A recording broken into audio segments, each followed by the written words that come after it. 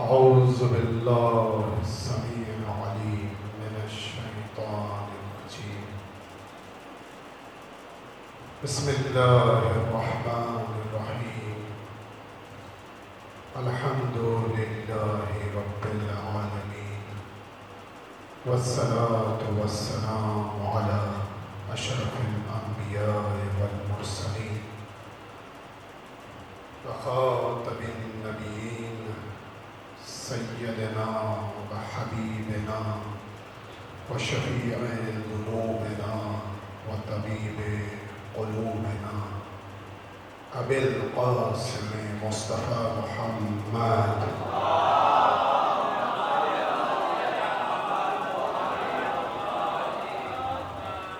وعلى آل بيته الطيبين الطاهرين المنتجبين، لا سيما بقية الله في العالمين، روحي وأرواحنا لتراب مقدمه الفداء، ونعمة الدائم على أعدائهم أجمعين إلى قيام يوم الدين.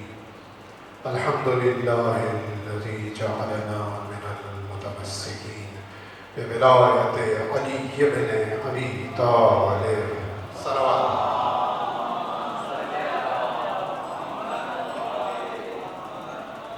أما بعد، قال رسول الله صلى الله عليه وآله وسلم: إن لقتل الحسين حرارة في قلوب المؤمنين لا تبردوا أبدا. صلوات على محمد.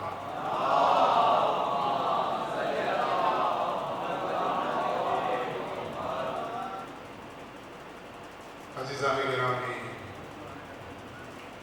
عزاداران مظلوم کربلا، آج امام عالی مقام سید الشہداء حسین بن علی بن ابی طالب کے سونے کا دن ہے۔ اس مظلوم شہید کا ذکر ہے جسے کربلا کے میدان میں مظلومیت نے قتل کر دیا گیا، جس کی لاش 3 دن تک بے گور و کفن کربلا کے تپتے صحرا میں پڑی۔ غم کا دن ہے، مصائب کا دن ہے، ماتم کا دن ہے۔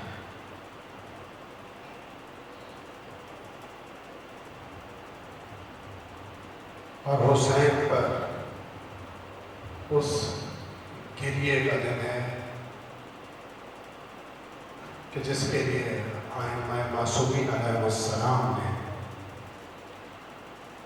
متعدد روایتیں نقل فرمائی ہیں، بیان فرمائی ہیں کہ حسین پر گریہ کا اتنا سبب ہے کہ وہ متعدد روایتیں یہ واضح کرتی ہیں کہ حسین پر گریہ ایک بہترین عبادت ہے۔ ابن قولوی رحمۃ اللہ علیہ نے کامل الزیارات جو کتاب ہے اور بزرگان جانتے ہیں، حسین پر گریہ کے عجیب فضائل نقل کیے ہیں ائمہ سے۔ ان کو انسان پڑھے تو آپ کو تعجب کا شکار۔ لیکن اس کے ساتھ ساتھ یہ گریہ، یہ مسائب، یہ غم، یہ ماتم، یہ سب اپنی جگہ ہے۔ اس کی فضیلت سے کسی کو انکار نہیں، اس کی منزلت سے کسی کو انکار نہیں، لیکن اس کے ساتھ ساتھ پیغمبر اکرم محمد مصطفیٰ صلی اللہ علیہ وسلم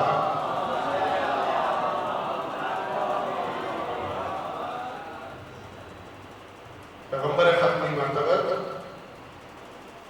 بیان فرما رہے ہیں کہ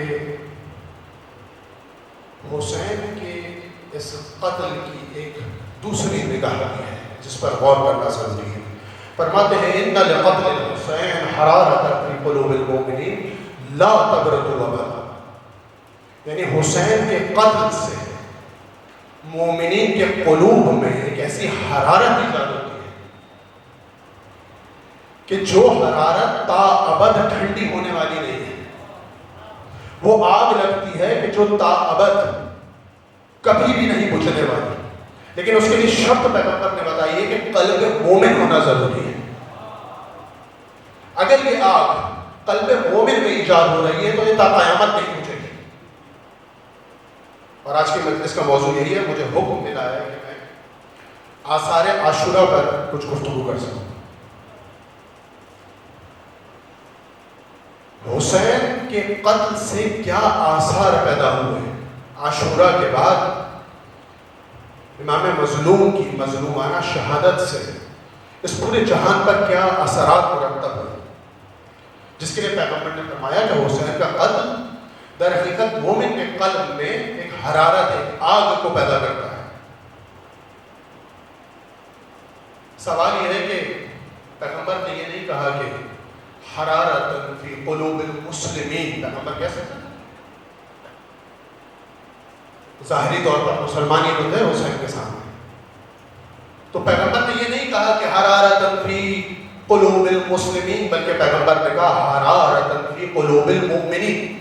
تو سوال آپ کے ذہن میں ایجاد ہوگا، بچے بیٹھے ہیں یہاں پر، سوال کر سکتے ہیں کہ کیا مومن اور مسلم میں فرق ہوا کرتا ہے؟ تو یقیناً ہاں، مسلمان اور مومن میں ایک بڑا فرق ہے۔ جب ایک شخص اپنی زبان سے شہادتین کو جاری کرے، شہادتین یعنی لا الہ الا اللہ محمد رسول اللہ صلی اللہ علیہ وسلم، صلوات پڑھو،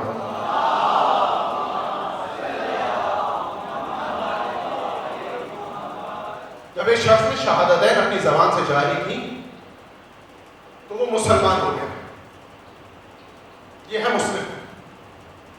لیکن ممکن ہے کہ یہی مسلم منافق بھی ہو، غور کیجئے، یہی مسلم منافق بھی ہو سکتا ہے، کیونکہ اس نے شاید اپنی زبان سے تو یہ کلمات جاری کر دیے، شہادتین جاری کر دی، لیکن یہ ایمان شاید اس کے قلوب میں، اس کے قلب میں نہیں اترا۔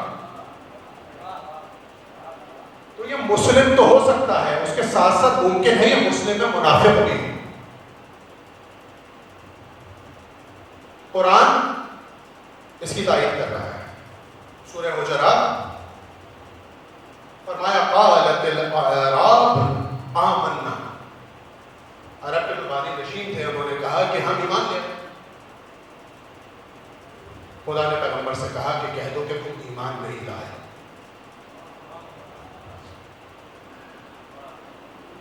عرب دعویٰ کر رہے ہیں کہ ہم ایمان لے آئے۔ صلوات پڑھیں محمد وعلیہ۔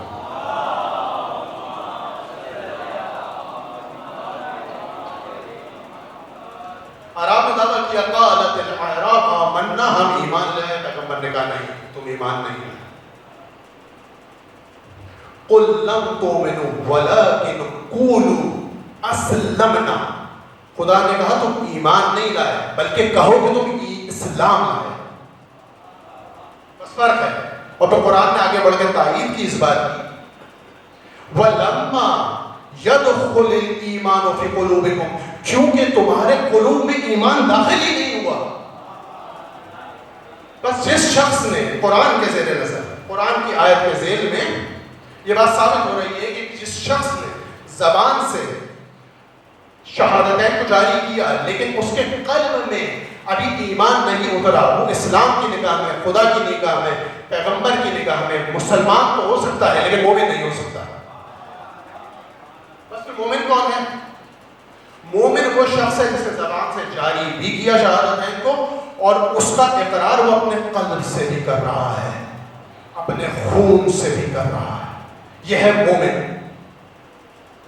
تو پیغمبر نے مومن کی صفت بتائی ہے کہ اگر مومن کے قلب میں حرارت ایجاد ہو رہی ہے حسین کے قتل سے، تو اس حرارت کی صفت یہ ہے، اس حرارت کی کوالٹی یہ ہے کہ وہ تا ابد نہیں بجھے گی۔ بس یہ حرارت اگر مومن کے قلب میں ایجاد نہ ہو تو یہ حرارت عارضی تو ہو سکتی ہے لیکن ابدی نہیں ہو سکتی۔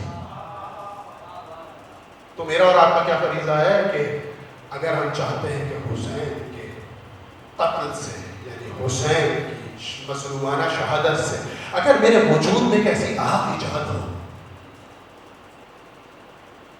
کہ جس کا اثر میں اپنے وجود پر بھی لوں اور پورے زمانے میں اس اثر کو منتقل کروں تو یقیناً میرا قلب مومن ہونا چاہیے.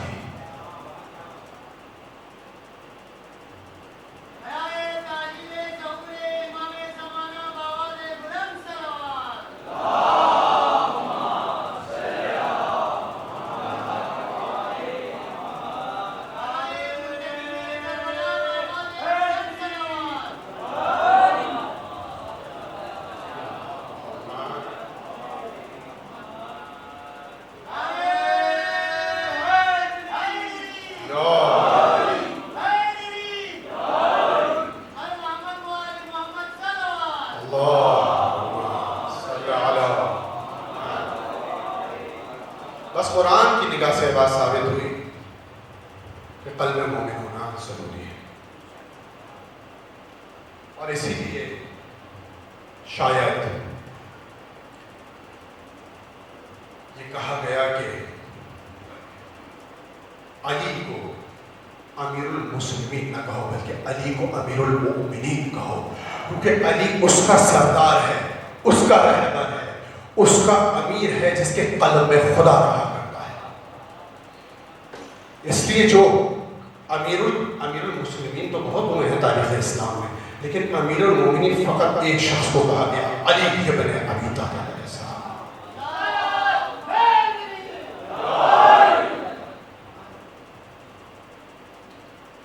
اور یقیناً اس کی حکمت بھی بیان کی گئی ہے کیونکہ ائمہ کی تاکید ہے کہ کسی کو بھی امیر المؤمنین نہ کہو سوائے علی ابن ابی طالب. خود ائمہ طاہرین علیہ السلام سب امیر المؤمنین ہیں، لیکن یہ لقب فقط مخصوص ہے علی ابن ابی طالب کے لیے. اس کی حکمت اور اس کی ایک ظاہری حکمت جو علماء نے بیان فرمائی وہ یہ کہ 11 ہجری سے لے کر 40 ہجری تک کا جو دور ہے وہ شدید منافقت کا دور ہے، یعنی سقیفہ سے لے کر اور امیر المومنین کی شہادت کا دور ہے. یہ وہ دور ہے کہ جو شدید منافقت کا دور ہے. بس جب یہ کہا جاتا رہے گا کہ امیر المومنین کون ہے، منافقین کے چہروں سے نقاب اترتی رہے گی. جب پوچھا جاتا رہے گا کہ علی امیر المومنین کیوں، یاد کرتے رہیں گے کہ ہاں علی کے مقابلے میں کوئی امیر المنافقین یہ رہا ہوگا. اسی لیے کہا گیا کہ علی کو ہمیشہ امیر المومنین کہتے ہیں، کیونکہ اس دور میں منافقت کے وہ بیج بوئے گئے تھے جس کا مقدمہ تھی کربلا. ایسے بیج بوئے گئے کہ وہ جب شجر خبیثہ میں منتقل ہوئے تو حسین نے کربلا کے میدان میں آ کے وہ شجر خبیثہ کی جڑوں کو کاٹا ہے. اور حسین کربلا میں فقط منافقین کا مقابلہ نہیں کر رہے، حسین کربلا میں شرک کا مقابلہ بھی کر رہے ہیں، منافقت کا بھی مقابلہ کر رہے ہیں اور کفر کا مقابلہ بھی کر رہے ہیں. کبھی فرصت ہوگی تو تفصیل سے بیان کرنا.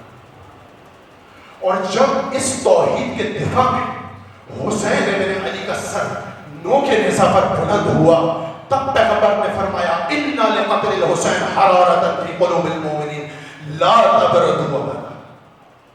اس شہادت کے لیے پیغمبر یہ بیان فرما رہے ہیں کہ حسین کی شہادت سے مومنین کے قلوب میں آگ ایجاد ہوگی جو قیامت تک ابد تک پھٹتی نہیں ہوگی.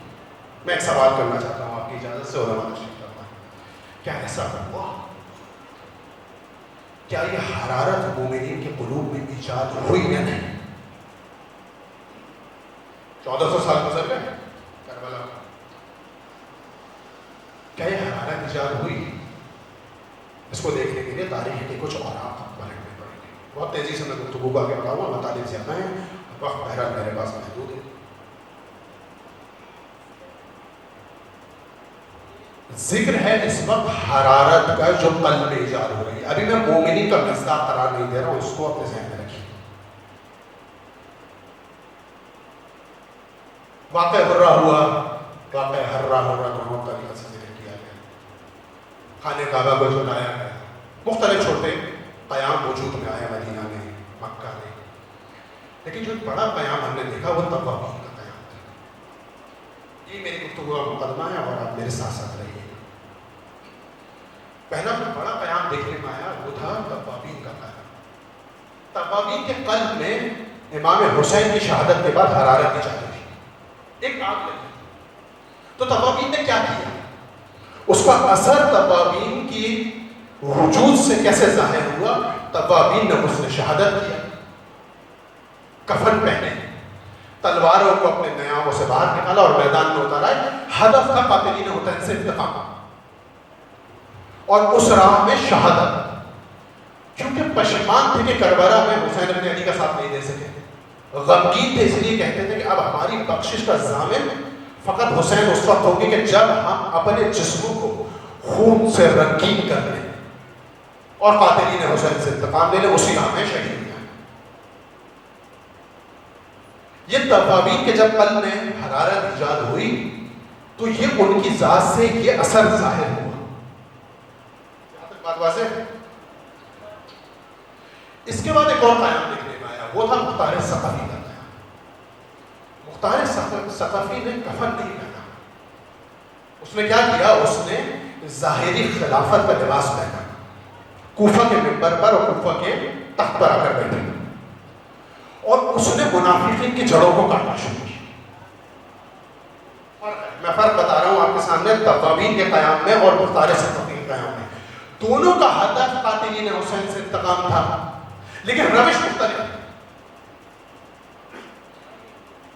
مختار ثقفی کی کیا روش ہے؟ اس کی سیاسی روش ہے، خلافت کے منصب پر آ کے بیٹھا اور اس نے ایک ایسا نظام قائم کیا جسے وہ الہی نظام کی طرف لے کر بڑھا، اور اس نے کہا میں ایک ایسا نظام قائم کرنا چاہتا ہوں جہاں دوبارہ امام مظلومیت کا قتل نہ ہونے پائے۔ فرق ہے توابین کی فکر میں اور مختار کی فکر میں فرق ہے۔ اس نے کہا میں ایک ایسا نظام بنانا چاہتا ہوں جہاں پہ ولی خدا کی حاکمیت ہو، جہاں پہ امام مظلوم نہ ہونے پائے، جہاں پہ منافقین دوبارہ پنپنے نہ پائے، حاکمیت ہو ولی خدا کی، امام قدرت مند ہو اس معاشرے میں۔ ہدف اس کا بھی قاتلین حسین سے انتقام ہے، لیکن روش مختلف تھی۔ بس توابین اور مختار ثقفی کی روش میں اور ان کے اہداف میں زمین تا آسمان فرق ہے۔ ایک پشیمان تھے، افسردہ تھے اور اپنی جانوں کو حسین کے لیے پیش کرنا چاہتے تھے بغیر کسی ہدف کے، یعنی اثر تھا محدود، لیکن مختار ثقفی کا اثر تھا اس نے محدودیت سے اس اثر کو باہر نکالا۔ اس نے کہا میرا ہدف فقط شہادت نہیں ہے، اس طرح میں شہادت ہو جائے ایک الگ بات ہے، لیکن میرا ہدف ہے نصرت امام معصوم۔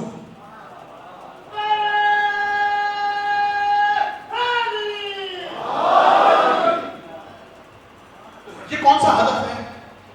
یہ دقیقاً وہی ہدف تھا جو اصحاب حسین کا کربلا میں ہدف تھا۔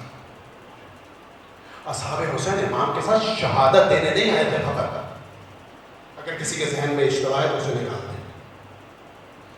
اصحاب حسین امام کی نصرت کرنے آئے تھے، دل و جان سے، آخری سانس تک، خون کے آخری قطرے سے، قلب میں جو آخری قطرہ ہوتا ہے اس تک حسین کی نصرت کرنے آئے تھے اصحاب حسین۔ نتیجہ حکومت ہو تب بھی نصرت ہے، نتیجہ شہادت ہو اسلام میں تب بھی نصرت ہے۔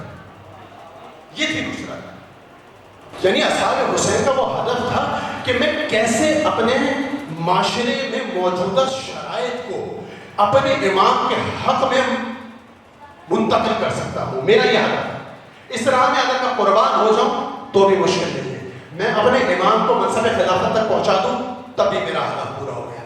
اسی لیے جب شب عاشور امام عالی مقام نے اصحاب کو بلایا، کہا تم نے نصرت کا حق ادا کر دیا، یہیں سے مقدمہ ہے مجلس، کہا تم نے نصرت کا حق ادا کر دیا، یہ تو تمہارے مقامات، حبیب یہ تمہارا مقام، زہیر یہ تمہارا مقام، بریر یہ تمہارا مقام، مسلم نے سوچا یہ تمہارا مقام، جاؤ یہ حسین کے خون کے پیاسے ہیں، تم سے وہ سوئی سروکار نہیں، چلے جاؤ۔ تو اصحاب حسین نے کیا کہا؟ کہا امام حیات تو فقط آپ کے ساتھ ہے، اب جہاں جائیں گے فقط موت نظر آ رہی ہے،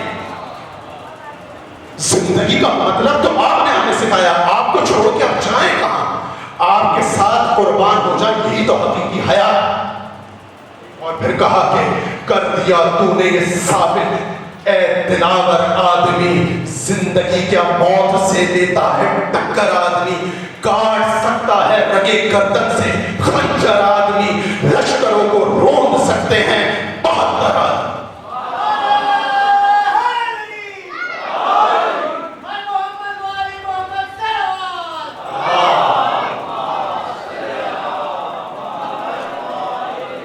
تینتیس ہزار کے لشکر کو 72 نے روند کے دکھایا ہے اپنے قدموں سے کربلا، اسی لیے آج تک کربلا زندہ ہے۔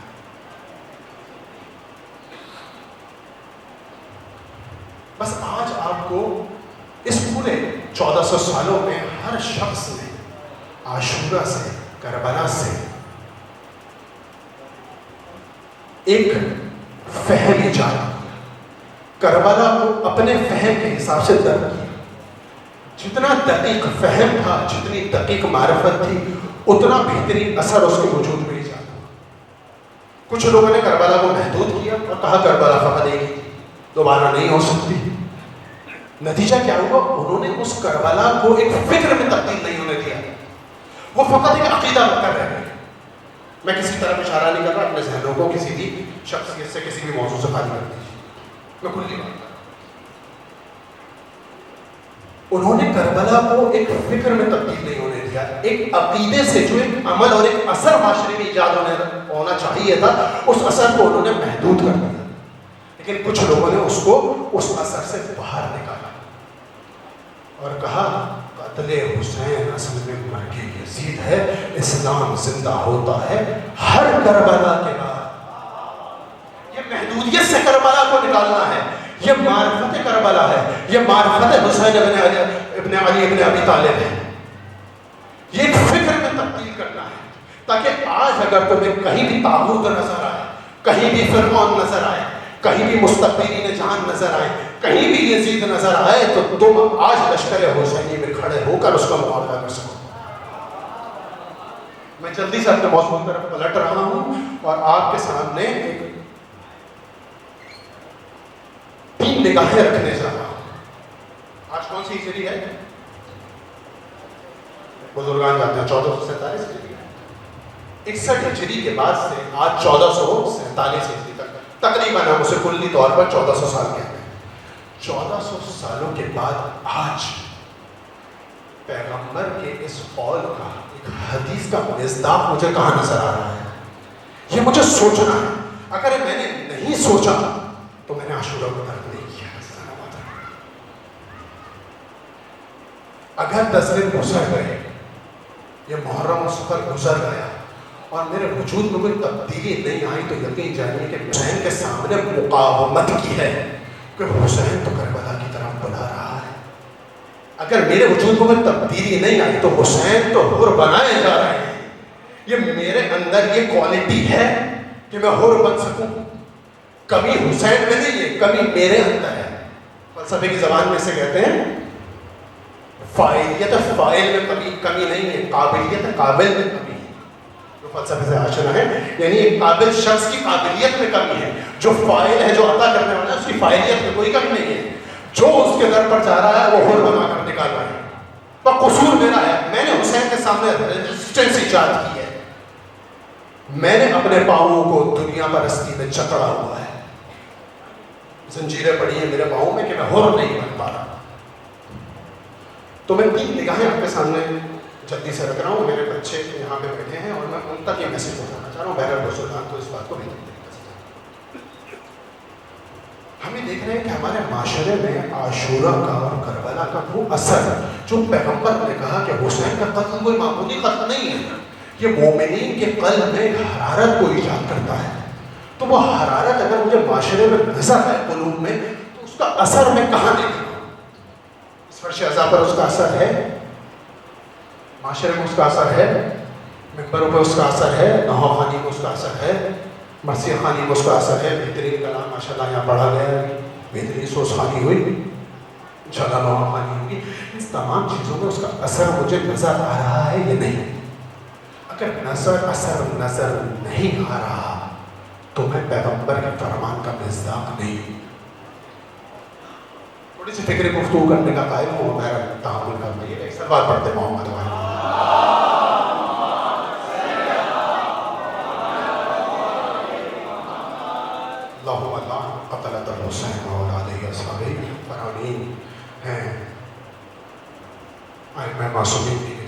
پانی پیو، حسین پر سلام بھیجو اور ان کے قاتلین پر لام کرو. اس میں راز ہو. زندہ باد.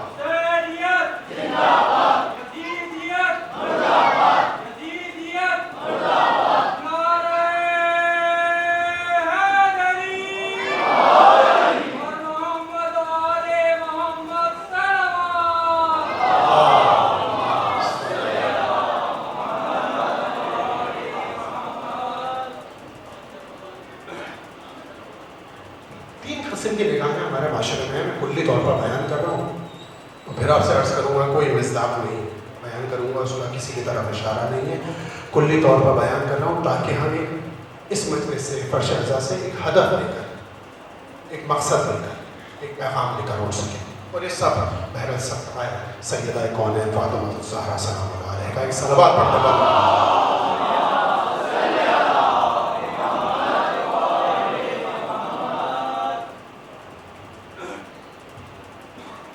کربلا کو دیکھنے کی، عاشورہ کو دیکھنے کی 3 نگاہیں ہیں جو ہمیں معاشرے میں نظر آتی ہیں. پہلی نگاہ اس شخص کی نگاہ ہے جو کربلا کو ایک داستان کی طرح دیکھتا ہے، اسے ماضی کا ایک واقعہ دیکھتا ہے، اس سے اس کے وجود میں فقط ایک احساس پیدا ہوتا ہے. توجہ کرنا، وہ اس داستان کو سنتا ہے، ایک حد تک مضطرب ہوتا ہے، ایک اثر لیتا ہے، لیکن اس کو سننے کے بعد وہ حال میں پلٹ آتا ہے.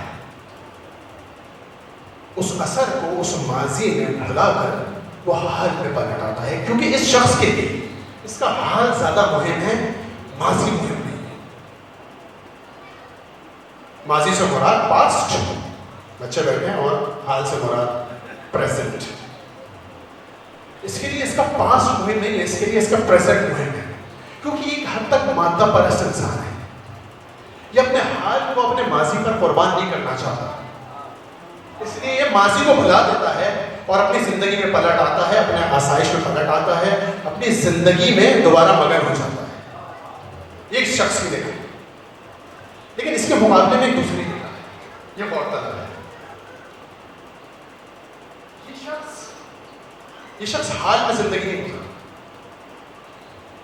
یہ کیا کرتا ہے؟ یہ ماضی میں جا کے زندگی گزارنے کا عادی ہے. یہ جاتا ہے 1400 سال پہلے، وہاں جا کے یہ مضطرب ہوتا ہے، محزون ہوتا ہے، مغموم ہوتا ہے. یہ اس سے اثر لیتا ہے. کیوں؟ کیونکہ اس کے امام کو مظلومیت میں کربلا کے میدان میں قتل کیا گیا، اور یہ اپنے غم کا اظہار کرتا ہے، اپنے حزن کا بھرپور اظہار کرتا ہے پورے جہان میں، اور یہ چاہتا ہے پوری دنیا یہ جانے کہ اس کے امام کے ساتھ کیا ظلم ہوا. یہ پوری دنیا کو بتانا چاہتا ہے کہ میرے امام کے ساتھ کیا ظلم ہوا کربلا کے میدان میں. اور یہ پھر چاہتا ہے کہ پوری دنیا اس غم میں اس کے ساتھ شریک بھی ہو. یہ نگاہ دقیق نگاہ ہے، دقیق تر نگاہ ہے، اور یہ پہلی نگاہ کے مقابلے میں بہت بہتر نگاہ ہے. اس کا اثر بھی بہتر ہے، اور یہ یقیناً ثواب کا بھی مستحق ہے، اجر کا بھی مستحق ہے. کیوں؟ کیونکہ بہرحا یہ حق ولایت ادا کرنے کا خواہاں ہے. بس اس لحاظ سے سمجھ رہے ہیں بات کو، اس لحاظ سے یہ پہلی نگاہ سے بالکل مختلف ہے. وہ حال میں زندگی گزارنے کا عادی ہے، یہ فقط ماضی میں زندگی گزارتا ہے. کاملاً 180 ڈگری کا فرق ہے. لیکن اگر آپ غور کریں، غور کیجیے کریں، غور کریں تو ان دونوں نگاہوں میں ایک چیز مشترک ہے. مشترک یہ ہے کہ ان دونوں نگاہوں کا حال اور ماضی کا رابطہ منقطع ہے. نہ پہلی نگاہ ماضی اور حال کے رابطے کو برقرار کر رہی ہے، نہ دوسری نگاہ میں ماضی اور حال کا رابطہ قائم ہے. دونوں کا رابطہ منقطع ہے. اس لیے یہ دونوں نگاہیں معاشرے میں عاشورہ کا صحیح اثر منتقل نہیں کر پائی. لیکن ان دونوں کے مقابلے میں ایک تیسری نگاہ بھی موجود ہے. یہ شخص کیا کرتا ہے؟ یہ سوال کرتا ہے، کہتا ہے کربلا ہوئی کیوں؟ کربلا برپا کرنے والوں کے اہداف کیا تھے؟ یہ کربلا کو تجدید حیات کی نگاہ سے دیکھتا ہے. یہ کہتا ہے کہ میں یہ جاننا چاہتا ہوں کہ وہاں جو کربلا برپا کر رہے تھے ان کے مقاصد کیا تھے، ان کے اہداف کیا تھے. پھر یہ ان اہداف کو لے کر اپنے ذہن میں ہزاروں سوال ایجاد کرتا ہے، اور پھر یہ کربلا کو فقط ماضی میں محدود نہیں کرتا. اس کربلا کو 61 ہجری کی کربلا کو لے کر یہ 1447 ہجری کی کربلا میں اترتا ہے. پھر یہ اس 61 ہجری اور 1447 ہجری میں رابطہ برقرار کرتا ہے، اور پھر اس کا دائماً سفر رہتا ہے. کبھی 61 ہجری میں نظر آتا ہے، کبھی یہ 100 ہجری میں نظر آتا ہے، کبھی یہ 500 ہجری میں نظر آتا ہے، کبھی علامہ ہجری کے دور میں نظر آئے گا، کبھی یہ شیخ صدوق کے دور میں نظر آئے گا، کبھی یہ وہابیت نے جو ظلم کیا اس پر نظر آئے گا، کبھی یہ کربلا میں بہاتے ہوئے ان دریا پہ نظر آئے گا جب حسین کی قبر کو پامال کیا گیا. اور پھر یہ اترتا ہے 1400 ہجری کے اس ظلم کے سمندر میں، اور کہتا ہے کہ یہاں پر بھی تو میں دیکھوں یہاں پر ظلم کون برپا کر رہا ہے. پھر یہ کہتا ہے کہ میرا ہدف یہ ہے کہ میں آج کے حسین کو ظالمین سے کیسے بچا سکتا ہوں. پھر یہ 1400 سال پہلے جا کر اس دور کے یزید کو نہیں دیکھتا، بلکہ اس دور میں 1447 ہجری میں آتا ہے، یزید کو ڈھونڈتا ہے اور اس کے تن سے اس کے سر کو جدا کر دیتا ہے.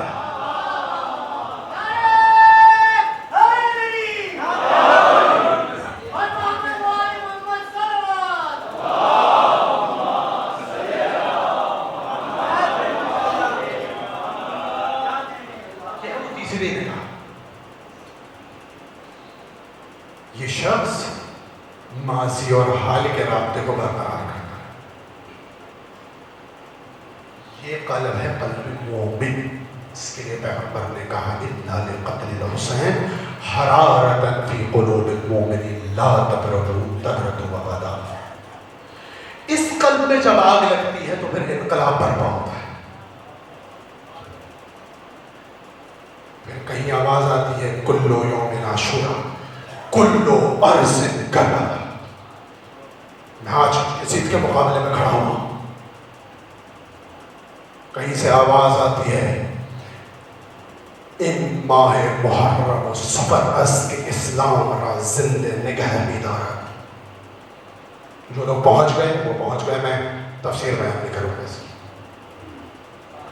یہ محرم و صفر کا ماہ ہے جو اسلام کو زندہ کرتا ہے. یہ کون سی نگاہ ہے؟ یہ وہی اصحاب حسین کی نگاہ تھی. یہ قلب مومن کی نگاہ ہے جو معاشرے میں تحول ایجاد کرتی ہے. پھر یہ حسین کو کربلا کے میدان میں محدود نہیں رہنے دیتی، یہ وہاں سے حسین کو نکالتی ہے اور پھر یہ کہتی ہے آج کا حسین کہاں ہے، آج کے حسین کو ڈھونڈنا ہے، اس کو منصب خلافت پر بٹھانا ہے. اگر اس وقت کے اصحاب حسین کو کوفہ تک لے کر جا رہے تھے منصب خلافت تک بٹھانے کے لیے، اس لیے نصرت کر رہے تھے، تو یہ آج کے حسین کے اصحاب ہیں جو حسین زمان کو ڈھونڈتے ہیں اور کہتے ہیں مولا آپ آ جائیے، الاجل الاجل الاجل، منصب خلافت خالی ہے، ظالمین بیٹھے ہیں، آپ تشریف لے آئیے، ہم ان کو اتار کے آپ کو اس منصب خلافت پر بیٹھائیں گے کہ جو آپ کے جد پیغمبر اکرم کا ممبر ہے. یہ ہے وہ نگاہ. پھر جب یہ نگاہ ایجاد ہوتی ہے تو پھر آپ کو عارف حسینی بھی معاشر میں نظر آئیں گے، سید جعفر بھی نظر آئیں گے، اور پھر آپ کو قاسم سلیمانی بھی نظر آئیں گے، حسن نصر اللہ بھی نظر آئیں گے، اور ایسے ہزاروں افراد کو نظر آئیں گے کہ جو اپنے قلب میں اس آگ کو لگاتے ہیں کہ معاشرے میں اس لگی ہوئی آگ سے، اپنے وجود سے ایک اثر کو ظاہر کر سکیں، جو معاشرے کے تمام مستقبرین اور ظالمین کی دیواروں سے جا کے ٹکرا جاتا ہے. پھر یہ خوف نہیں کھاتے، پھر یہ ڈرتے نہیں ہیں، کیونکہ انہوں نے اثر لیا ہے کربلا سے، انہوں نے اثر لیا ہے حسین سے، انہوں نے اثر لیا ہے اصحاب حسین سے. پھر یہ کہتے ہیں درس کربلا یہ ہے کہ ظالم سے جا کے تنہا ٹکرا جانا. پھر یہ خیبر کے قلعے سے ٹکراتے ہوئے ڈرتے نہیں ہیں، بلکہ جا کے خیبر کے قلعے کا در اکھاڑ کے پھینک دیتے ہیں. ان کا عقیدہ یہ ہے کہ ایک مرتبہ ظالمین کے لشکر پر خدا نے ابابیل برسائے تھے، ہم آج ظالمین کے لشکر پر سجیل برسا دیں گے. دہرہ سے جیت کے آئے ہیں، جو آج کے ظالمین کے لشکر پر اور آج کے خیبر پر برسائے گئے ہیں۔ یہ کون ہے؟ کون سی قوم ہے؟ یہ کون سی ملت ہے؟ اس نے درس کہاں سے لیا ہے کہ آج جب پورا اسلام، عالم اسلام خاموش ہے تو یہ تنہا سے فیصلہ کھڑا ہے؟ یہ کہہ رہا ہے میں نے درس کربلا سے لیا ہے۔ کربلا کا درس یہ کہ گردن جھک نہیں سکتی، کٹ سکتی ہے، خون بہا تو ہو، لیکن آؤں گا حسین کے غم میں۔ مارو گے، مارنا چاہتے ہو مارو، لیکن سرنگوں میں چھپنے والے نہیں ہیں۔ ہم میدان میں آ کے حسین کا دفاع کرنا جانتے ہیں۔ یہ حسینی مجاہد، یہ ہے حسین کا دلی ماننے والا۔ میں نے کیوں بیان کیا آپ کے سامنے تیسری نگاہ؟ کیونکہ ہمیں یہ نگاہ کو معاشرے میں ڈھونڈنا بھی ہے اور ایجاد بھی کرنا ہے۔ اگر ہم حسین کے ماننے والے ہیں،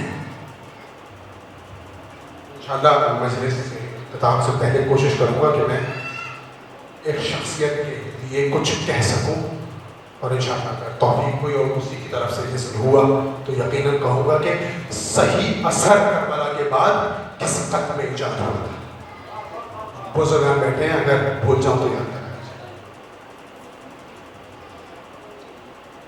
تیسری نگاہ میں نے آپ کے سامنے کیوں بیان کی؟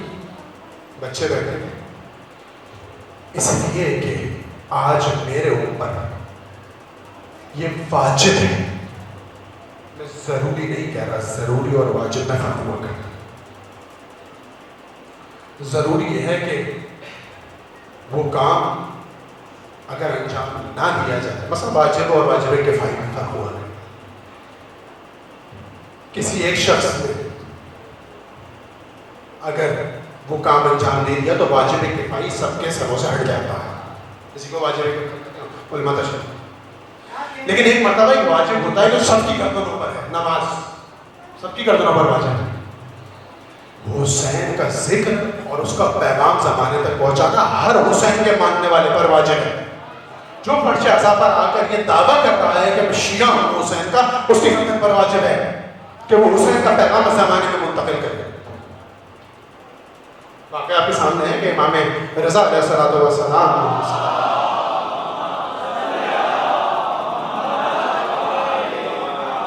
آپ کی بارگاہ میں کچھ شیعہ ہے اور انہوں نے کہا کہ ہم آپ کے شیعہ ہیں، آپ سے ملاقات کرنا چاہتے ہیں۔ امام نے منع کر دی۔ کئی مرتبہ آتے ہیں، 10 مرتبہ آئے، امام نے اجازت نہیں دی۔ ایک شخص بابصیرت تھا، اس کو سمجھ میں آ گیا کہ امام کیوں نہیں ملنے دے رہے۔ اس نے کہا کہ جا کے کہو کہ امام آپ کے محب ہیں، امام در تک آئے استقبال کرنے کے لیے، دروازہ کھولا کہ آپ تشریف لاؤ۔ امام نے کہا دعویٰ صحیح ہونا چاہیے، دعویٰ اگر شیعہ کا کر رہے ہو تو عمل بھی دکھاؤ۔ محب ہونے کا دعویٰ ہے، وہ ہے، لیکن فرق ہے، اگر ہم سب شیعہ ہیں تو پھر اصحاب حسین اور مجھ میں فرق کیا ہے؟ اصحاب حسین پہ صحیح شیعہ جو راہ مقاومت میں اپنی گردنیں کٹوا رہے ہیں، وہ ہیں صحیح شیعہ۔ یقیناً ہم سب شیعہ ہیں، انشاءاللہ ہم سب شیعہ ہیں، لیکن دعویٰ کرنے سے پہلے اپنے آپ کو دیکھنا ضروری ہے کہ میں فقط محب ہوں یا شیعہ ہوں۔ میں تو اپنے آپ کو نہ محب کہتا ہوں نہ شیعہ کہتا ہوں، میں تو کہتا ہوں میں امام کے در کا سائل ہوں، تاکہ دروازہ فقط کھلا رہے، کیونکہ ہم نے بی بی سیدہ سلام اللہ علیہ سے سنا ہے کہ ان کے دروازے کبھی سائلین پر بند نہیں ہوا کرتے تھے، تو کم از کم سائل بن کر اس در پر کھڑے رہے کہ کچھ ملتا ہے۔ لیکن حسین کا غم اگر پوری دنیا میں منتقل کرنا ہے تو اس کے لیے شیعہ ہونا ضروری ہے، قلب کا قلب مومن ہونا ضروری ہے۔ قلب مسلم سے کام نہیں چلے گا، قلب مسلم یعنی مسلم، لیکن وہ قلب مسلم حقیقتاً قلب مومن تھا جو سفیر حسین تھا۔ میں معاشرے میں جب دیکھوں کیا کربلا کا صحیح اثر منتقل ہو رہا ہے، کیوں دیکھنا ضروری ہے؟ میں نے آپ سے عرض کیا کہ واجب ہے، اور واجب کیوں ہے؟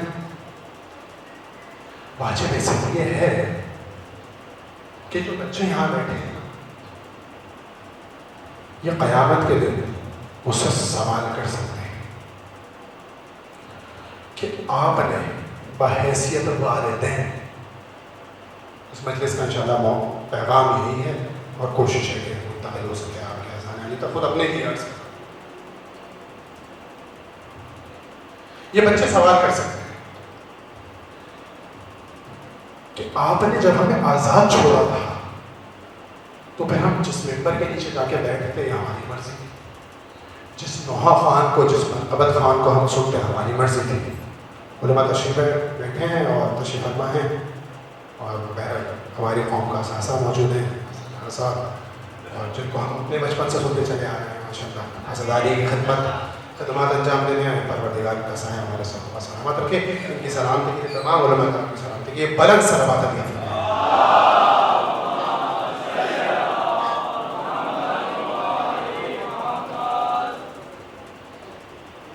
اگر میں نے اپنے بچے کو آزاد چھوڑا تو جس ممبر کے نیچے جا کے بیٹھے پھر میں سے سوال نہیں کر سکتا. یہ جس ممبر کے نیچے جا کے بیٹھے گا وہ جو بیان کر رہا ہے، مہم ہے کہ جو 3 نگاہیں میں نے بیان کی ہیں اس کی کربلا کون سی 3 نگاہوں سے ایجاد ہوئی تھی؟ جو امامہ سر پر رکھے لباس پیغمبر پہن کر بیٹھا ہوا ہے. اگر اس کی نگاہ ان 2 اولین نگاہ سے ایجاد ہوئی تھی تو میرا بچہ صحیح جگہ جا کے نہیں بیٹھا، کیونکہ اس کی کربلا تو پھر یہ شخص ان 2 اولین نگاہ سے ایجاد کرے گا جس کا اثر معاشرے میں کوئی منتقل نہیں ہونے والا، کیونکہ اس نگاہ کا اثر معاشرے میں محدود ہے. بات پہنچ رہی ہے؟ منقبت خان، نوحہ خان حضرات جو بہرحال رائحہ کو میں اپنی خدمات انجام دے رہے ہیں، پروردگار ان کا سایہ ہمارے سروں پر سلامت رکھے. لیکن کیا ہر نوحہ خان، ہر منقبت خان کو فالو کرنا چاہیے؟ دیکھنا پڑے گا. مجھے یہ میری ذمہ داری ہے عزیزان محترم، یہ مجھے تشخیص دینا ہے. اگر میں نے اپنے 30 40 50 60 سال فرش عزا پر گزار دیے ہیں تو کم از کم میں اتنی تشخیص دینے کا قابل ہوں کہ اپنے بچے کو بتا سکوں کہ کون سا نوحہ خان ہے جس کی نگاہ یہ تیسری نگاہ تھی، کون سا منقبت خان ہے جس کی نگاہ یہ تیسری نگاہ تھی، کون سا وہ عالم ہے، کون سا وہ خطیب ہے، کون سا وہ ذاکر ہے، ذکر کرنے والا، کون سا وہ عالم ہے جس کے ممبر کے نیچے جا کے تم بیٹھو، کیونکہ اس کی نگاہ وہ حقیقی نگاہ ہے جو اصحاب حسین کی نگاہ تھی. یہ تمہیں بتائے گی کہ اثر عاشورہ کیا ہونا چاہیے، یہ تمہیں بتائے گی کہ حقیقی مومن کیا ہوتا ہے، یہ تمہیں بتائیں گے کہ اصحاب حسین کیا ہوتے ہیں، یہ تمہیں بتائیں گے کہ تمہارے رول ماڈل کون ہونے چاہیے. لیکن اگر میں بچوں کو آزاد چھوڑوں گا تو بہرحال تحقیق کرنا بہرحال میرا حق ہے. میں آپ سے دستبستہ معافی مانگ کر اور آپ کے سامنے ہاتھ جوڑ کر کچھ کلمات عرض کر رہا ہوں. ممبر کے تقدس سے اور اس کی نچلی سطح سے گفتگو کرنے کا میں قائل ہوں نہیں، لیکن کچھ جگہ مجبوراً بہرحال گفتگو کرنی پڑتی ہے. کچھ ایسے حضرات بھی ہمارے معاشرے میں نظر آ رہے ہیں، دستبستہ عرض کر رہا ہوں، بزرگان تشریف فرمائیں، قابل احترام ہے. اور میں تحقیق کر کے آپ کے سامنے عرض کر رہا ہوں اور یہ میں درد کر کے آپ کے سامنے عرض کر رہا ہوں. بہت معذرت کا تھا جو پورے سال بالی ووڈ اور ہالی ووڈ کی فلمیں دیکھتے ہیں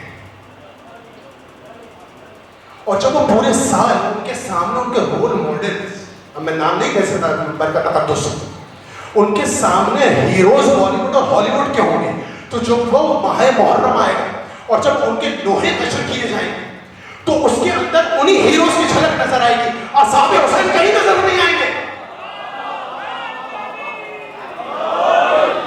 حسینیت کہیں نظر نہیں آئے گی. ان افراد کو جب رول ماڈل بنائیں گے تو یزیدیت کی تو جھلک آئے گی، حسینیت کہیں نظر نہیں آنے والی. میں مزید اس سے زیادہ اشارہ نہیں کرنے جا رہا، آپ کے ذہن اگر پہنچ گئے تو بہت خوب. ان کے چال چلن، ان کے لباس، وہ جس طرح سے اپنے آپ کو آراستہ کر رہے ہیں، نظر آ رہا ہے کہ وہ کہاں سے انفلوئنسڈ ہیں. ان کے رول ماڈلز کیا ہیں، ان کی آئیڈیالوجی کیا ہے. کیا یہ فرش عزا ہے؟ کیا یہ حسینیت کا مقصد ہے؟ کیا یہ کربلا میں چادریں لٹنے کا مقصد تھا؟ کیا یہ کربلا میں نوکے نظام سر حسین بلند ہونے کا مقصد تھا؟ کیا یہ وہ مقصد تھا کہ اصحاب حسین نے اپنی گردنیں کٹا دی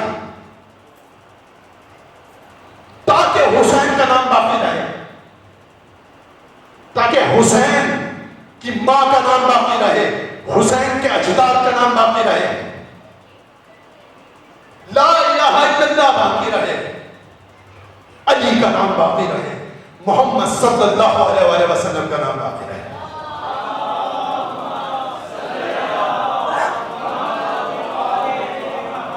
محترم اگر نکاح پہلی اور دوسری ہوگی تو پھر انسان آزاد ہے، مجھے طے کرنا ہے کہ میرا بچہ کس فرش اعضاء پر جا کے بیٹھے گا۔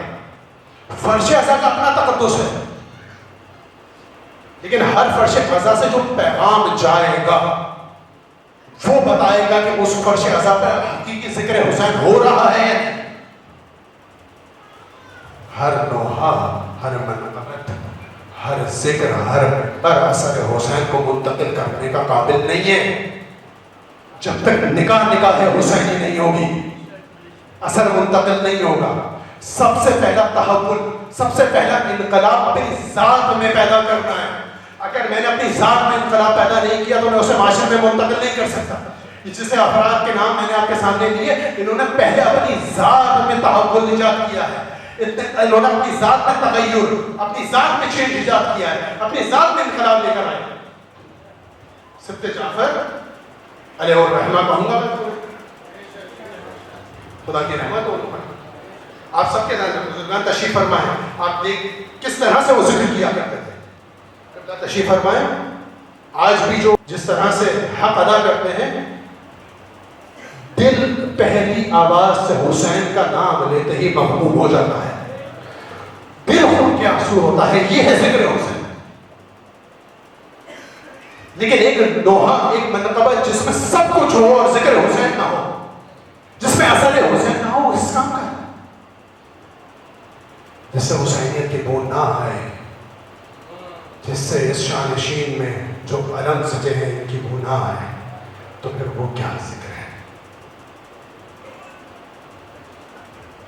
ایجاد کرنا ہے اپنے اپنے بچوں میں وہ نگاہیں کہ جب یہ بڑے ہوں، جب یہ جوان ہوں، تو ان کے رول ماڈلز اصحاب حسین ہوں، ان کے رول ماڈلز آج کے شہداء ہوں جو آج کے زمانے کے یزید سے ٹکر لینا جانتے ہوں، جو امام زمانہ علیہ السلام کے صحیح لشکر میں شمار ہونے کے قابل ہیں۔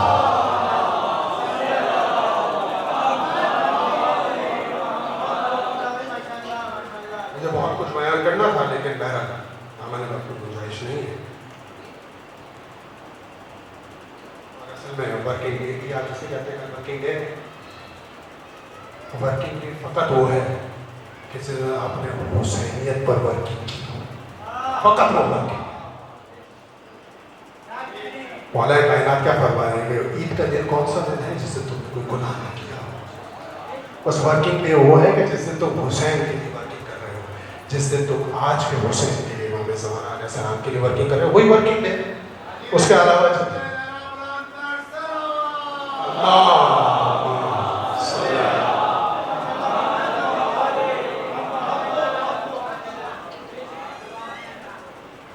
بس آخری بات کروں اور اپنی گفتگو کو تمام کروں، سمیٹ لیں گفتگو۔ حل کیا ہے آج؟ تیسری نگاہ تو میں نے آپ کے سامنے رکھ دی۔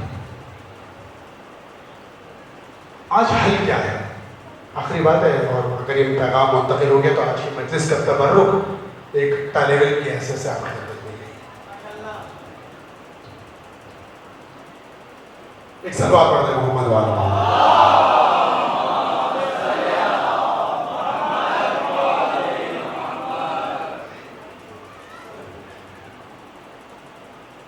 آج کے ظالمی کا ایک کام جانتے ہیں کیا ہے؟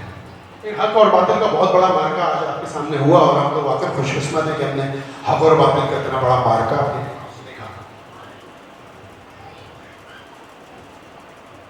ہماری ذمہ داریاں کیا ہیں؟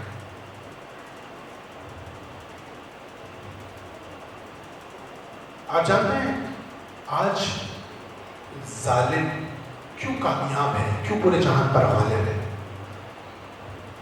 کیونکہ وہ قبل از وقت اپنی حکمت عملی تیار کرتا ہے اور بر وقت اس پر عمل کرتا ہے، اس لیے وہ کامیاب ہے۔ اس کو یہ معلوم تھا کہ اگر کوئی ایک قوم کسی بھی زمانے میں اٹھی تو فقط یہ شیعہ قوم ہوگی، اسی میں اتنی طاقت ہے کہ یہ اٹھ کے ہم سے ٹکرا سکتی ہے، اور کسی قوم میں طاقت نہیں ہے، کیونکہ انہوں نے اپنا درس لیا ہوا ہے حسینیت سے.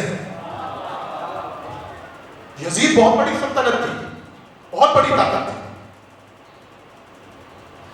جناب زینب سلام اللہ علیہ نے اپنے ایک خطبے سے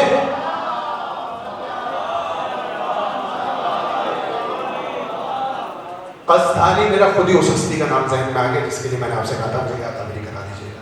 ایک خطبے سے جناب زینب نے اور ایک خطبے سے امام سجاد نے اس تخت کی جڑوں کو کاٹ ڈالا، اس سلطنت کی جڑوں کو ہلا دیا. یہ تھا اثر عاشق. آج کا دشمن کیا کر رہا ہے؟ اس کو جانتا تھا کہ ایک قوم اگر کھڑی ہوگی تو وہ فقط شیعہ قوم ہوگی، اس لیے اس نے پہلے ہی ایک ایسی حکمت عملی تیار کی تھی کہ شیعوں کا چہرہ اتنا بگاڑ دیا جائے کہ جب یہ قوم ہم سے ٹکرائے گی اور پوری دنیا کہے گی کہ بلا تفریق قوم و مذہب و ملت یہ تو انسانیت کی بقا کی جنگ لڑ رہی ہے، تو پھر کوئی یہود ہو، یہود سے مراد میری کلیمی افراد ہیں جو کلیم اللہ کے ماننے والے ہیں، موسیٰ علیہ السلام کے ماننے والے ہیں، کلیمی افراد ہو، عیسیٰ کے ماننے والے ہو، مسیحی ہو، اہل سنت افراد ہو، اہل تشیع افراد ہو، ہندو افراد ہو، کوئی فرق نہیں پڑتا، بلا تفریق مذہب و ملت، بلا تفریق ادیان. اگر کوئی قوم کھڑی ہوگی تو پوری دنیا نے دیکھا فقط وہ شیعہ قوم ہے جو انسانیت کی جنگ لڑنے کی، انسانیت کے بقا کے لیے کھڑی ہوئی ہے. اس لیے اس اسلام کے دشمن نے سب سے پہلے ہی شیعہ قوم کا چہرہ بگاڑ دیا کہ جب پوری دنیا یہ پوچھنا چاہے کہ شیعہ کون ہے اور جب وہ سرچ کرے تو شیعہ کا اتنا برا چہرہ سامنے آئے کہ وہ نزدیک آنے سے ڈرے اور وہ دور ہو جائیں.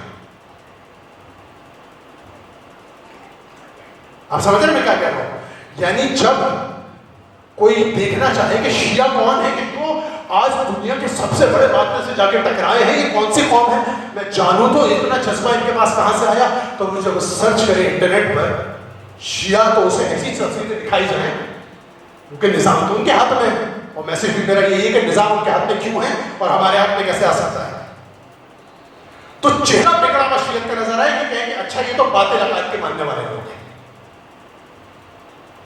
لیکن خدا کا وعدہ ہے وَجَعَلَ الْحَقُّ وَزَهَقَ الْبَاطِلُ إِنَّ الْبَاطِلَ كَانَ زَهُوقًا. جب حق آتا ہے تو باطل مٹ جاتا ہے، اور باطل ہے ہی مٹنے کے لیے. بس جو وہ قوم کھڑی ہوئی تو اس کے ساتھ ساتھ ایک مالک اشتر بھی کھڑا ہوا، سپہ سالار کھڑا ہوا.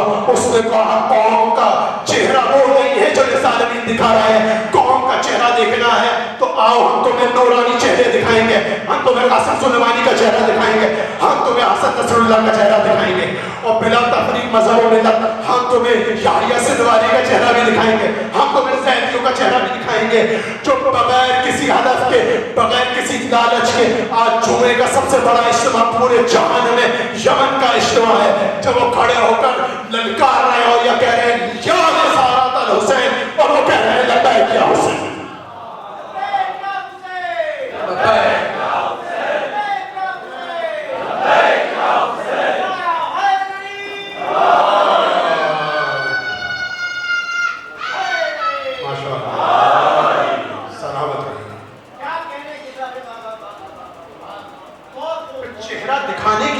قوم نے کچھ کیا تھا، کوئی محنتیں تھیں. تو اگر ہم دیکھیں کہ ہمارے معاشرے میں تنقید کرنے کا معاملہ قائم نہیں ہوں، جزئی تنقید، لیکن کلی طور پر بہرحال تنقید کرنا ضروری ہے. تنقید سے مراد یہی ہے کہ اصلاح ہو سکے، تنقید کا مقصد اصلاح کرنا ہے. کلی طور پر ایک مشکل ہمارے معاشرے میں ایجاد ہو رہی ہے، وہ یہ ہے کہ ہمارے قوم معاشرے میں کوئی ایک رہبری نظر نہیں آ رہی، اور جب رہبری نہیں ہوتی تو انسان ہوتا ہے آزاد، اور جب رہبری ہونا تو 72 لشکروں کو روک سکتے ہیں. میں نے آپ کے سامنے پڑھ دیا، کاٹ سکتا ہے لیکن گردن سے خنجر آدمی، لشکروں کو روک سکتے ہیں 72 آدمی، کیونکہ رہبری نہیں ہو سکتی. اب اس کربلا سے جو اثر لے کر معاشرے کی رہبری کرنا چاہے تو پھر 72 ہو، 10 ہو یا 10,000 ہو، لاکھوں کے کروڑوں کے لشکر کو روک دے سکتے ہیں. پھر وہ سجیل بنانے کی طاقت رکھتے ہیں، وہ ابابیل کو اپنے قابو میں کرنے کی طاقت رکھتے ہیں کہ جو وہ چھوٹے چھوٹے پتھر بھی برسائیں تو وہ آگ بن کر برس پڑے، سروں سے گزریں، سروں سے داخل ہوں، جسم کے نیچے سے نکل جائیں. نابود کرنے باتیں. تو حل کیا ہے ہمارے پاس؟ حل یہ ہے کہ آج ہم اپنے جوانوں کو فقط ایک راہ دکھائیں. اس کے 4 پہلو ہیں، فقط 4 پہلو. حصول علم ممبر ہے، باب العلم کا ممبر ہے نا، تو علم کی بات تو ضروری ہے. حصول علم پہلا. مہارت فنون اور ہنر میں، جو بھی معاشرے کے جدید فنون اور ہنر ہے اس میں مہارت. یہ دوسری سیڑھی. تیسری سیڑھی توکل بخدا، اور چوتھی سیڑھی مہم ترین سیڑھی توسل میں اہل بیت علیہ السلام. یہ 4 چیزیں حصول علم، حقیقی علم اگر حاصل کیا تو طاقت بھی ملے گی، اقتدار بھی ملے گا. باطل کی جڑیں کاٹنے کی طاقت حسین دیں گے کربلا سے. حسین ایک نور کی مانند ہے، حسین ایک سورج کی مانند ہے جس کے سامنے ظلمات کے بادل اگر آ جائیں تو وہ نور خاموش نہیں ہوتا. اور ایسے ہیں جو ظلمات کے بادلوں کو چھاٹ کر کہتے ہیں حسین مجھے آپ کے نور کی ضرورت ہے. نور بننے کی ضرورت ہے تاکہ ظلمات کے بادلوں کو چھاٹ دیا جائے. حصول ایک مرتبہ پھر میں اپنے جوانوں کی مہارت فنون میں اور ہنر میں، جتنے بھی فنون ہیں ان کو حاصل کیا جائے، جتنے بھی ہنر. تیسری چیز توکل بخدا، اور چوتھی چیز توسل ہے. یقیناً توکل بخدا سب سے پہلے ہے، لیکن توکل بخدا کے ساتھ عمل بھی ضروری ہے. گھر میں بیٹھ کر توکل بخدا توکل کرنے سے، جیسے امام مثال حلوہ حلوہ کہنے سے وہ میٹھا نہیں ہوتا. تو فقط حسین حسین کہنے سے زبان سے ظاہری طور پر مولائی تو ہو سکتے ہیں لیکن حقیقی مولائی قلب میں نہیں اترے گی جب تک حسین حسین قلب سے ادا نہیں ہوگا. کیونکہ حسین حسین جس نے قلب سے کہا تھا وہ افراد وہ تھے کہ جنہوں نے کربلا کے بعد پرچم اسلام کو اٹھایا. وہ تھی زینب اور وہ تھی سجاد. وہ جو علم کربلا سے چلا تھا، مدینہ سے چلا تھا، جو کربلا آیا تھا، گمان نہ کیا جائے کہ وہ کربلا میں گر گیا. عباس کے بعد وہ علم زینب نے اٹھایا ہے، اور حسین کے پاس سجاد ہے جن کے ہاتھ میں امامت ہے. جو مدینہ سے علم چل کر آیا تھا نا، زینب وہ کوفہ سے لے کر شام گئی ہیں اور شام سے واپس مدینہ لے کر آئی ہیں، فتح یاب ہو کر، شکست کھا کر نہیں. بس آج کے بعد جو یہاں بیٹھے میں ان سے دستبستہ گزارش کر رہا ہوں، کبھی نہ کہیں کہ زینب اجڑ گئی، زینب برباد ہو گئی. یہ تفکر غلط ہے. یہ پہلی اور دوسری نکاح کا تفکر ہو سکتا ہے، تیسری نکاح کا تفکر یہ نہیں ہے. تیسری نکاح کا تفکر یہ ہے کہ زینب شام کو فتح کر کے آئی ہیں.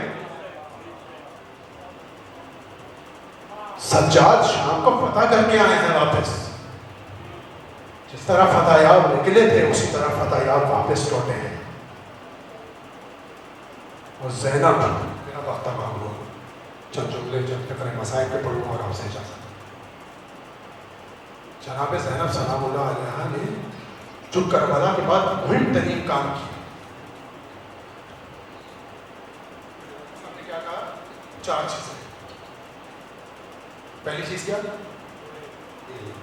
اصول. جناب زینب عالمۃ غیر معلمہ ہیں. جناب امام سجاد نے کہا ہے عالمۃ غیر معلمہ، یعنی جنہوں نے علم کسی استاد سے حاصل نہیں کیا، ان کے استاد خود امیر المومنین جناب زہرا سلام اللہ علیہ. ایسا ہی دوسری سیڑھی، اپنے دور کے فن اور ہنر میں مہارت. اس دور کا ایک خاص فن تھا تبلیغ کرنا، پاور آف اسپیچ. کون کتنا بہترین بیان کر سکتا ہے. جناب زینب نے جو مہم ترین کام کیا ہے وہ تبلیغ کی ہے کربلا کی. کوفہ کے لوگ یہ جانتے تھے کہ یہ کون ہے. جناب زینب نے وہاں پہ اس طرح سے تبلیغ کی. اور شام کے لوگ جانتے ہی نہیں تھے یہ کون ہے. جناب زینب نے جا کے بتایا کہ ہم آل رسول ہیں. اور جب جناب زینب نے حقیقی چہرہ آل رسول کا اجاگر کیا تو وہاں پہ گریہ بلند ہو گیا شام کے دربار میں، اور کہا اے یزید ان کو آزاد کر دے نہیں تو تیرا تخت الٹ دیں گے. یہ انقلاب برپا کیا جناب زینب نے اپنی مہارت سے. توکل بخدا بھی تھا اور امام حسین سے توسل بھی تھا. امیر کائنات سے توسل بھی تھا، پیغمبر اکرم سے توسل بھی تھا، لیکن اس کے ساتھ ساتھ جناب زینب نے اس کام میں کم قربانیاں نہیں دی. میں نے اپنے گفتگو کو تمام کیا، کم قربانیاں نہیں.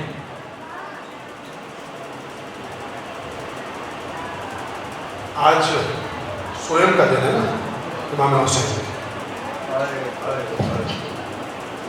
سویم کہا اور آپ کی آنکھوں سے آنسو چلے.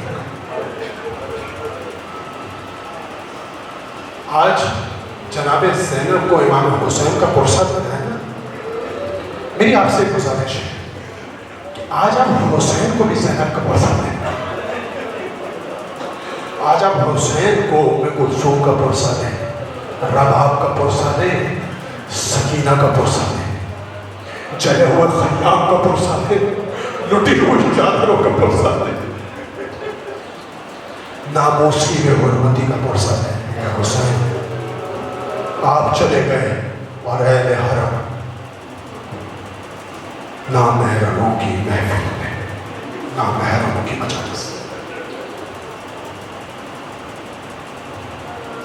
ایک جملہ کہا جاتا ہے کہ آج کے دن زینب شرابیوں کی محفل میں مجلس میں داخل. میں نے شاید آسانی سے کہہ دیا، آپ نے آسانی سے سن لیا، لیکن اس کی تفسیر کرنا، اس کی تحریر کرنا محال ہے. میرے قلب میں اتنی قوت اور طاقت نہیں کہ میں اس کی تفسیر کر سکوں. ایک جملہ کہہ کے آگے بڑھ جاؤں گا.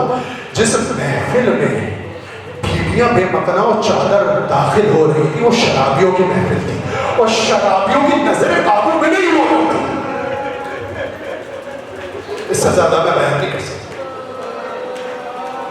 شرابیوں کے ہاتھ قابو میں نہیں ہوا کرتے.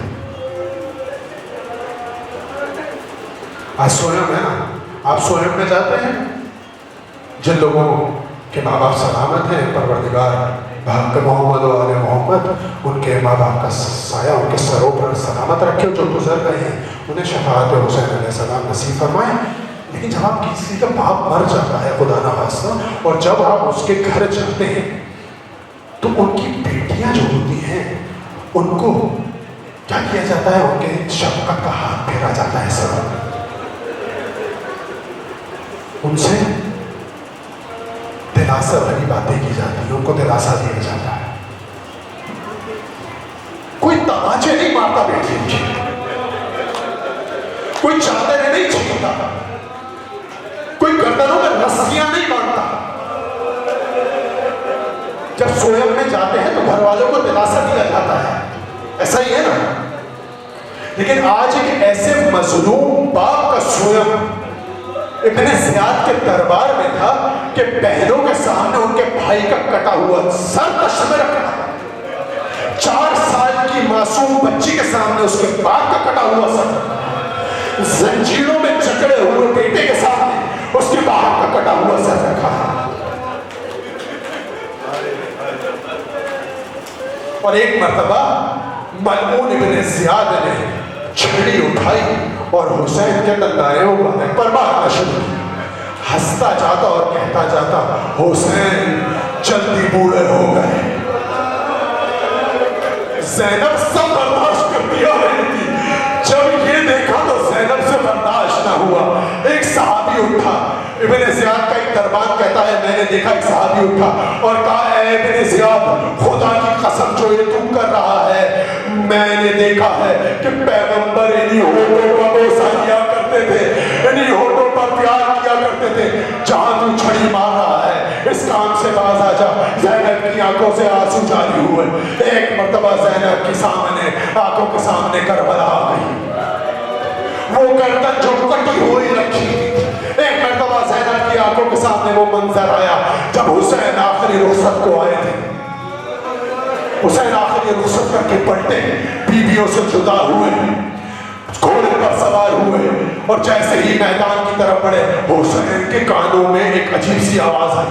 حسین نے محسوس کیا کہ آواز تو مانوس ہے لیکن یہ جو جملے ہیں یہ کچھ عجیب ہے.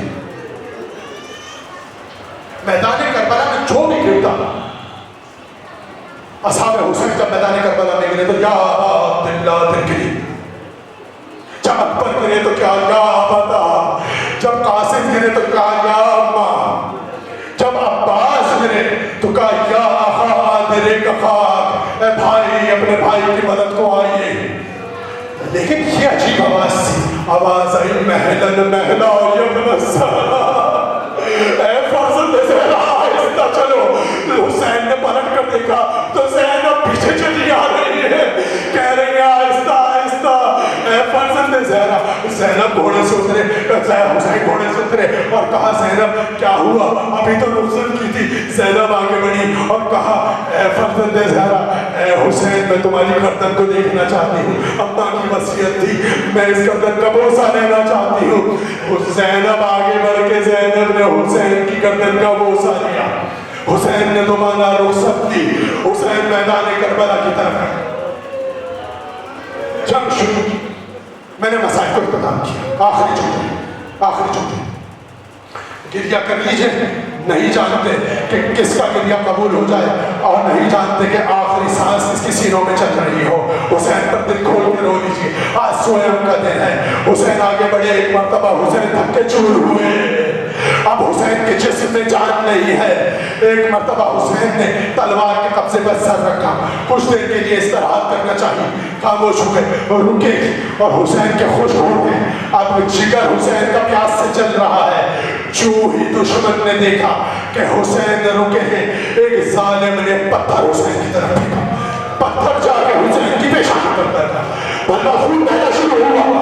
تیزی سے خون جو بہنا شروع ہوا. حسین نے آبا کے دامن کو اٹھایا، خون کو صاف کرنا شروع کیا.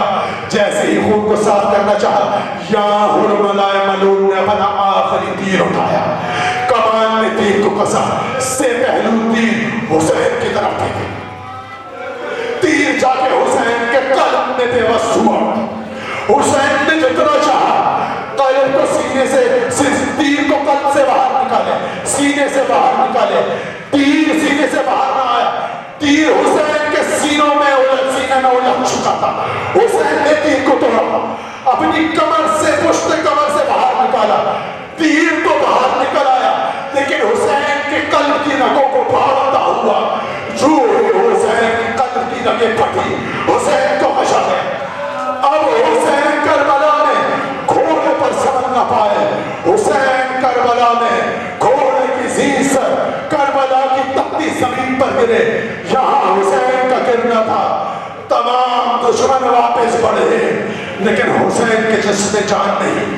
قریب تو آ گئے لیکن کسی کی ضرورت نہ تھی کہ حسین کے نزدیک آ سکے. سب نے، کسی نے کہا حسین زندہ ہے، کسی نے کہا حسین نہیں، حسین مارا گیا. ایک شخص نے آواز دی اگر جانتے ہو شبر کہ کیسے پہچانا کہ حسین زندہ ہے نہیں، اعلان کر دو کہ حسین کے خیموں پہ حملہ کر دیا جائے. حسین اتنا باغیرت ہے کہ اپنے اگر زندہ ہوا، ایک آخری سانس بھی باقی ہے تو حسین اٹھ کھڑا ہوگا. اعلان کیا شبر نے حسین کے خیموں پر حملہ کر دیا جائے. جو ہی اعلان ہوا حسین کی آنکھیں کھلی.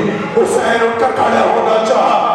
اب جسم میں طاقت نہیں ہے، تمام جسم سے خون بہ رہا ہے، تمام جسم میں خون بہ رہا ہے. حسین اٹھ کے کھڑے تو نہ ہو سکے، گھٹنی ہو سکے، سڑے ہوئے پڑھنے لگے. بچوں ہی حسین کی نقاہت دیکھی، شبر آگے بڑھا.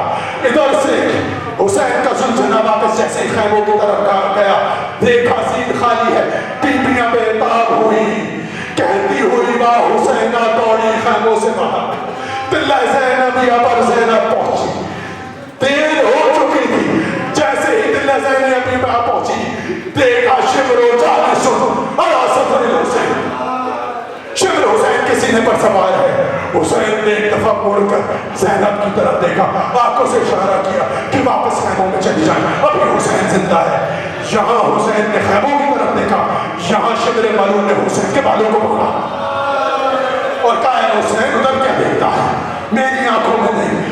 امام حسین نے کہا ہے شبر کیوں اپنے ہاتھوں کو حسین کے خون سے رنگین کرنا چاہتا ہے. یہ کہنا تھا شبر کی آنکھوں میں وحشت کی دادر. شبر نے ظلم کی انتہا کی. حسین کے چہرے کو پلٹ کر خاک کربلا پر رکھا، کند خنجر نکالا اور یہاں حسین کا سر اس کے حسین کے طرف سے جدا کر دیا.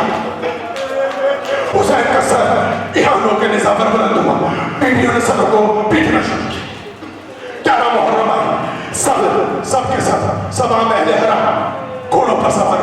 زینب آخری رخصت کو میدان کربلا کی طرف آئی، حسین کو ڈھونڈا کہیں نہ ملے، ایک جگہ دیکھا کہ پتھروں کا پار لگا ہے، زینب نزدیک ہی پتھروں کو اٹھایا تو دیکھا حسین کا پامال لاشا، گردن کٹی ہوئی سوکھی لگی، حسین یہاں پر زینب کربلا کی زمین پر بیٹھی، حسین کو ہاتھ میں اٹھایا پامال لاشا، کربلا سے مدینے کی طرف نکاح کی اور کہا اے نانا آپ نے اسی گردن کا بوسہ دیا تھا نا، ہاں زینب نے رخصت کے بعد حسین کی گردن کا بوسہ دیا، لیکن آج زینب ایسی جگہ بوسہ دینے جا رہی ہے